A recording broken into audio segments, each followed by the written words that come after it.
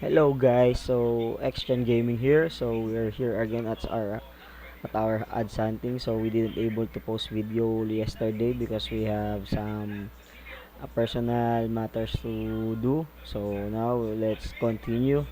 So last time we lost with the Wolves -5. So the Kings definitely won on overtime. So we're now at 12-6, 12 wins, 6 losses for this season. So game info, Celtics 10-8, 10 wins, 8 loss, ninth on the East, while the Wolves is also 10-8, ninth in the West. So, battle of East versus West, both ninth place. So, when? Saturday, November 29, 2025 at 5 p.m. Eastern Time, which is November 28, 2025 at 6 a.m. in Manila. So, we're Target Center in Minneapolis, Minnesota. So, the home court advantage, let's give it to the Timberwolves because it's their home court.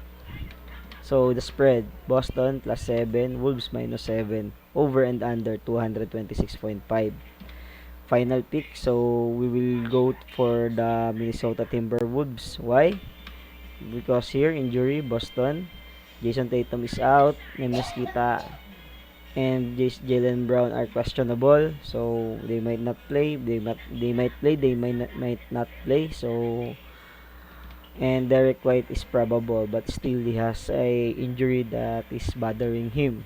While the Minnesota Timberwolves has no player listed on the injury list, so the Minnesota Timberwolves will be at full force in their home court. That's one of the reasons why I picked the Minnesota Timberwolves. So helpful facts: the Boston Celtics made it back-to-back win after 117-114 home success over Detroit Pistons at TD Garden.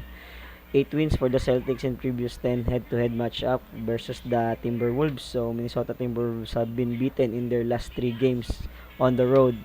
The Celtics beat the Wolves in their last head-to-head matchup. So as you can see, all the facts pointing that at the Celtics have the advantage. That is why I picked the Timberwolves. I have a bad feeling about this. So especially the Timberwolves had without we can say that the Timberwolves would have no momentum because their coach commented after the game with the OKC that they were doing well, they are defending well, they foul less.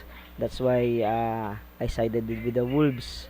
They have full force for tomorrow's game, well rested, and even though they don't have the momentum right now, I know that they will come out strong and firing tomorrow here in the Manila.